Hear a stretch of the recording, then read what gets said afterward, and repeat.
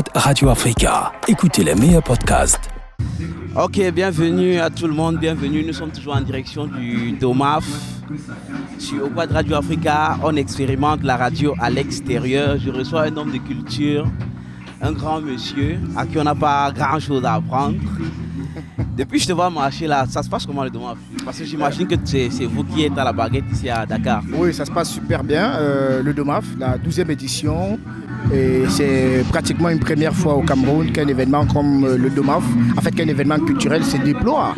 Donc le DOMAF a décidé d'avoir 5 scènes et parmi les scènes là, on nous a attribué la scène de Dakar, oui. Donc plus précisément au Pont Blanchisseur. Oui. Donc c'est le collectif Quatamove constitué de Ludovic, oui. qui est le promoteur de Patria, constitué de Etienne Tala qui est le promoteur de Ranka et de Talatistique, oui. De Patrick Ndaye qui est le promoteur de Tati ou alors de Sassari Association, et de Flora Wang, de plein d'autres personnes qui travaillent sur le site. Ok, ça veut dire que en fait. Des Rodriguez encore aussi, de plusieurs autres personnes qui travaillent, et même des Skyday, oui. De Oxymore. Oui, Oxymore Camps, oui. De Akouté Ramsès. Donc il y a quelques personnes qui travaillent sur le DOMAF Dakar. Ok. Non, ça fait plaisir parce que je vais pas dire que ça se passe pas de la même manière partout, mais on dit quand même qu'à vraiment Dakar c'est particulier. Oui, donc je tiens déjà à vous féliciter déjà quand même pour la rencontre. Aujourd'hui, actuellement par exemple, on a les gars qui se préparent pour la parade Ranka. Oui. Donc Ranka, c'est une rencontre artistique et culturelle, oui. Qui est un événement qui a sa 4e édition, oui. Aujourd'hui, donc qui a commencé à la même période que le DOMAF parce oui. qu'on devait faire Ranka après le DOMAF. Oui. Mais Didier Toko nous a fait comprendre que c'est important, on a échangé, que c'était important de mettre Ranka, qui est mon événement, où oui. Je ne suis pas seul bien évidemment, qui est organisé par Tala Group, qui est mon agence, d'organiser Ranka au même moment que le DOMAF. Oui. Et sur les scènes et les sites du DOMAF. Oui. Donc on a commencé depuis le 16 et on va arrêter le 19, bien évidemment, comme le DOMAF. Ok. Donc c'est nous qui organisons la parade qui va commencer d'ici peu. Ok, en fait c'est un double événement. Oui. En fait c'est un événement qui se déploie, c'est la 4e édition de Ranka, qui se déploie à la 12e édition du DOMAF. Donc ça veut dire qu'on a pris des stands, on a des activités, on a des artistes qu'on fait passer sur scène, on a des humoristes comme Calais Antonio qui va passer ce samedi à 20h.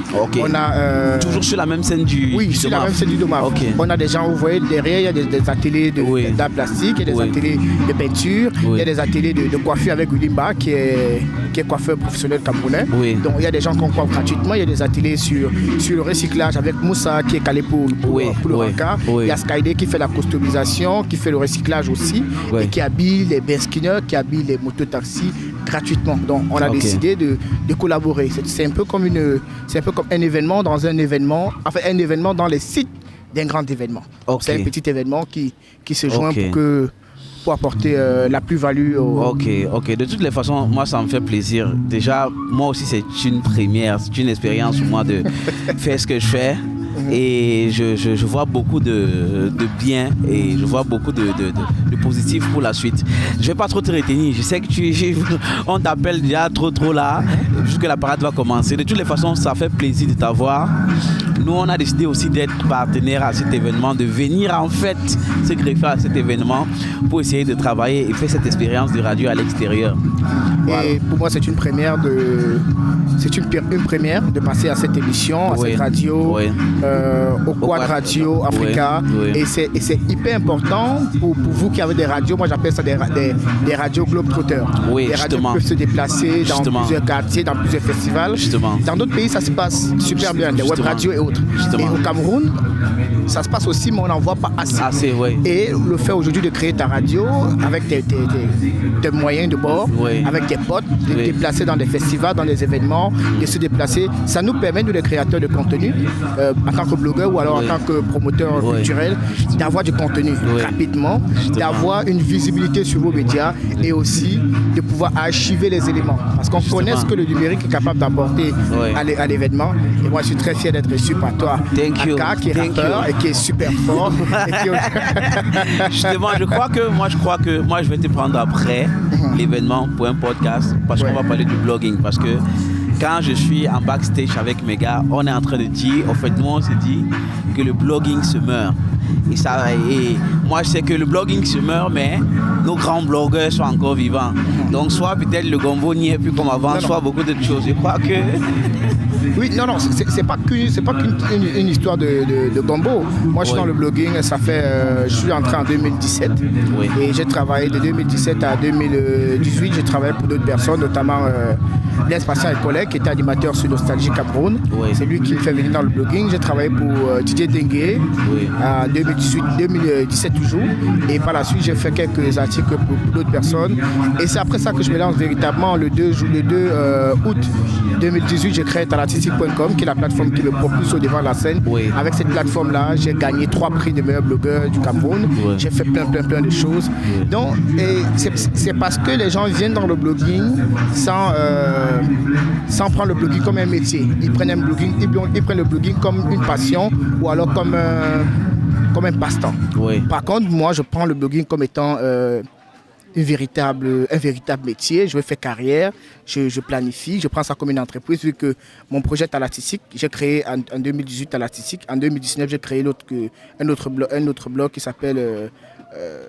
Non, en 2020, pardon, parce que Talatistique, c'est 2018. Oui. 2020, j'ai créé horizoncamer.com, où j'ai des employés, où je paye des impôts, où j'ai plusieurs autres personnes. Oui. Et en 2021, j'ai pris mes bureaux en plein cœur de Aqua. Pas pour dire que je suis riche, mais pour montrer le côté professionnel de ce que je fais. Voilà. Comment je prends les choses au sérieux, Oui. comment je me déploie, comment je fais former d'autres jeunes, comment je travaille avec d'autres personnes qui sont dans le domaine là, et comment je voudrais que le métier évolue. Par contre, d'autres personnes, c'est pas des blogueurs en fait. C'est des gens qui ont des pages sur Internet.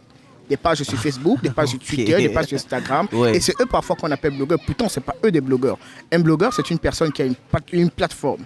Par exemple, www.auquadradioafrica.com. Là, c'est l'extension.com.cm. En fait, c'est l'extension qui te donne le droit de pouvoir dire que tu es blogueur. Ça veut dire en fait que ceux qui sont sur Facebook... Non, parce que tu sais que maintenant, on confond aussi un gars qui fait les directs. On dit que c'est les blogueurs. Oui, c'est quelqu'un qui travaille, qui fait du contenu sur Facebook, Twitter, Instagram et autres. Qu'il ait une page Facebook qui porte l'extension blogueur n'est pas un blogueur. C'est tout simplement un créateur de contenu ou alors un internaute. Mais ce n'est pas un blogueur parce que le blogging, ça ne se passe pas sur la page Facebook. Blogging, sur la page Facebook, ce n'est pas du blogging. Justement, moi j'ai l'impression que quand j'ai dit tout à l'heure que le blogging se meurt, c'est que j'ai l'impression que dans ce mélange-là, ça a un peu frustré un peu les vrais blogueurs en fait. Parce que on se rend compte aujourd'hui qu'il y a des articles qui sortent, il y a des contenus qui sortent, mais l'analyse que vous faisiez avant, comme par exemple, parce que moi je suis plus dans la culture, on a des albums qui sortent par exemple, on a des canals d'or qui sont passés récemment, il n'y a pas de critique, il n'y a pas de chronique. C'est pour ça que je parlais du plan de carrière. Oui. Plein ne font pas du blogging comme étant un métier. Oui. Moi, chaque fois que les gens me demandent que, bon, Étienne, je suis promoteur culturel, je suis d'abord blogueur avant d'être promoteur culturel. Oui. Les gens me demandent souvent, Étienne, en dehors du blogging, qu'est-ce que tu fais? Je demande, est-ce que tu demandes à un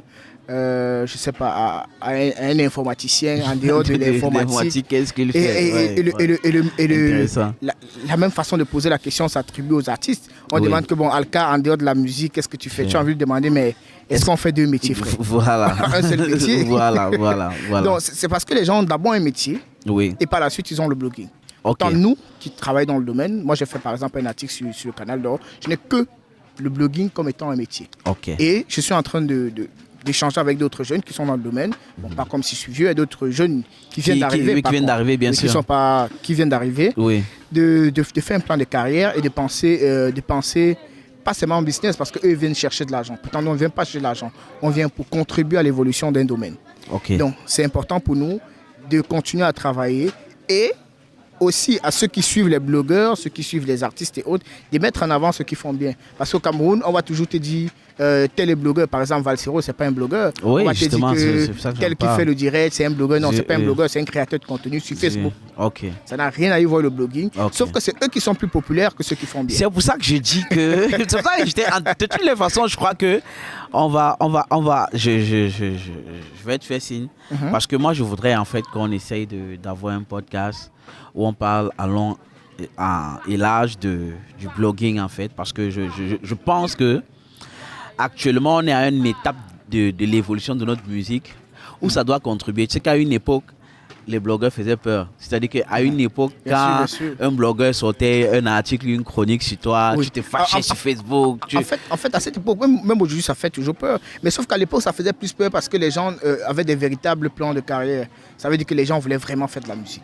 Aujourd'hui, la musique est devenue comme un jeu. Quelqu'un fait un ou deux sons et il part. C'est pas son métier. Regarde à l'époque quand Atom, qui est mon collègue, qui est mon grand frère, faisait un article. Ou les frères William Bachouka, ils faisaient des articles il y a 10 ans sur des prestations. Quand ils viennent au DOMAF ou quand ils viennent à d'autres événements, quand ils font un article, ils te donnent le compte, ils te font ce qu'on appelle l'analyse critique de ton projet, qui est différent de je dis que ton projet n'est pas bon. C'est-à-dire qu'on analyse véritablement ta prestation, la façon d'avoir changé, le vêtement que tu as porté, la façon d'être coiffé, comment tu as préparé ta scène, comment tu te déplaces sur la scène, quel est le ressenti du public, comment tu interprètes tes sons, comment tu te comportes chaque fois que le public est heureux ou le public n'est pas heureux, qu'est-ce qui a marché, qu'est-ce qui n'a pas marché. Quand tu rédiges ces articles-là, tu envoies à quelqu'un, il te dit non, c'est pas pour ça que je t'ai payé. Tu vois un peu. Lui, il te dit non, moi, en fait, les gens n'ont pas vraiment besoin des blogueurs. Ils ont besoin du buzz et de la polémique. Oui, comme je dis tous les jours aux gens qui me contactent, qui contactent mon agence, qui me disent oui, on a une campagne, on veut dire non, vous n'avez pas besoin des blogueurs, vous n'avez non plus besoin des journalistes, vous avez besoin des agents qui doivent communiquer sur vos produits. Ça n'a rien à voir le blogging. En fait, c'est du blogging, sauf que ça n'a rien à voir avec le travail journalistique. Vous voulez plus un travail marketing et communicationnel. Okay. Ça veut dire qu'ils veulent qu'on dise que non, franchement, le produit, il est bon, super bien passé. Oui. Il y avait 8550 personnes, et tel a bien chanté. Par contre, il y a un gars qui va venir te dire non. De toute façon, j'ai regardé tel. En fait, il va faire une analyse de ce qui est bien, de ce qui n'est pas bien, de ce qu'il faut améliorer, de ce qu'il faut. Et les gens ne veulent pas ça. Ils veulent juste savoir. Tel a fait le plein, on a invité tel artiste, l'artiste est arrivé, il y a le plein, vraiment Dakar, c'est la magie, Dakar a dépassé tous les autres quartiers, ce qui est vrai, bien évidemment. Pas seulement parce que je suis dans le comité d'organisation de Dakar. Donc les gens ne veulent pas un travail approfondi parce qu'ils ont peur que si on entre dans un travail approfondi, on peut dire des choses qu'ils ne veulent pas parce qu'ils estiment qu'ils ont donné quelques billets ou parfois même si c'est pas payé, ils estiment que non, quand tu viens, la façon d'avoir traité là, tu es un hater, tu es en train d'insulter son travail, tu ne respectes pas ce qu'il a fait, il rappe depuis, il chante depuis les années, tu t'es même pas encore. Donc, tu vois que là, ça a permis de. Tu sais qu'à l'époque, on battait certains journalistes, on arrêtait certains blogueurs, on arrêtait certains créateurs de contenu. Parce qu'ils disaient des choses qui étaient des choses vraies, mais sauf que le concerné trouve que non. C'est quand même moi. Comment tu peux dire que je n'étais pas dans les temps quand je rappais? C'est vrai c'est vrai. Je pense que ça a aussi quand même un peu aussi épuisé un peu le blogging parce que je crois que les acteurs même n'ont pas accompagné. Comme tu as dit, les acteurs ont plus reçu ça comme une critique parce que pendant longtemps, les gens ne comprenaient pas exactement ce qu'il fallait faire avec les blogueurs. Les gens ne savaient pas exactement quel était le rôle ou la place d'un blogueur. Je crois que aujourd'hui, j'exhorte vraiment que vous reveniez au devant de la scène. Je sais que vous êtes toujours là. Mais il y a un autre challenge parce qu'aujourd'hui, il y a justement ces créateurs de contenu qui ont pris le devant, qui ont pris la scène. Mais il va falloir trouver des stratégies pour être autant présent qu'avant. Oui, ça sera toujours comme ça. Il y aura toujours ceux qui vont prendre le devant de la scène. C'est un peu comme dans le domaine de la musique. Regardez tous ceux qui créent du contenu, qui sont des web comédiens. C'est eux ceux qui font des blagues sur TikTok. C'est ce qu'on appelle, c'est comme ça que ça se fait. Les gars qui font des blagues sur TikTok, les gars qui font des blagues sur Internet. Aujourd'hui, c'est eux qui sont en train d'être au devant de la scène de l'humour, de la comédie et autres. Des TikTokers qui sont devenus des gars qui font des passe-passe de musique sur Internet. C'est eux aujourd'hui qu'on veut appeler, qu'on veut nous faire croire que ce sont des artistes. Vous voyez un peu, on appelle ça la tendance. C'est la période de la tendance. Tu vois qu'un gars, dès qu'il a deux ou trois beats, dès qu'il dépose, il rappe un peu, soit en direct, et ça peut faire venir quelques likes et autres. Et c'est le bon moment en fait. Il y aura toujours ce genre de choses, sauf que c'est à ceux maintenant qui estiment qu'ils sont vrais, qu'ils sont bons, de remonter la pente et de ne pas abandonner. Parce que si tu es là pour un métier, si tu es là pour une carrière, si tu es là pour un plan de carrière, ça ne sert à rien d'abandonner. Et c'est lorsqu'on abandonne que d'autres personnes prennent le dessus. Ok, monsieur Etienne, c'était très, très, très, très instructif cet échange. je crois que je vais vous laisser avec vos occupations. On vous appelle depuis longtemps. Merci d'avoir permis ce petit temps qu'on essaye d'échanger. Je crois qu'on va justement parler du blogging en profondeur lors d'une autre occasion où on aura plus de temps pour nous en fait. Merci beaucoup. Donc un dernier mot pour ceux qui vont nous écouter ou ceux qui vont nous regarder. Un dernier mot, venez sur les sites du DOMAF. Si c'est samedi, si vous nous écoutez aujourd'hui samedi, il faut venir toute la journée. Nous sommes sur le site du DOMAF pour continuer avec l'événement. Et il y aura aussi Ranka qui va se produire sur le site du DOMAF ce samedi à Dakar, au Pont Blanchisseur. Oui. Il y a une caravane qui va commencer d'ici quelques minutes, oui, du 8e jusqu'à Pont Blanchisseur. Okay. Donc on va faire une caravane avec des mannequins, avec des stylistes, avec plein de personnes. Les masques et les fresques sont en train d'être apprêtés. Oui. Si c'est dimanche que vous voulez venir, vous venez plutôt à Bounamou Sadi, parce que dimanche, tous les autres sites, les sites off, vont se rejoindre. Ils vont se rejoindre tous à Bounamou Sadi pour qu'ensemble on partage le coquille. Okay. Et il y aura un ou deux débats, un débat et une prestation sur un cas. Donc un débat, ça va être avec les professionnels du domaine de l'art. On va parler bien évidemment de l'intelligence artificielle. La thématique c'est intelligence artificielle, quel impact sur les arts visuels ou les arts numériques, pour ceux qui, bien évidemment comme la radio et autres, quel impact sur les arts numériques et les autres arts. Donc on va échanger avec les professionnels et avant cela, il y aura un atelier de photographie et un autre atelier de coiffure et coiffure gratuite pour tout le monde. Ok, bon, justement, je vais revenir à un truc avant que tu ne parles. Le coquille, il y aura vraiment le coquille, non? Bien évidemment, il y aura le coquille. Ok, ça marche. Si quelques heures, on va couper le coquille. Ok, ça marche.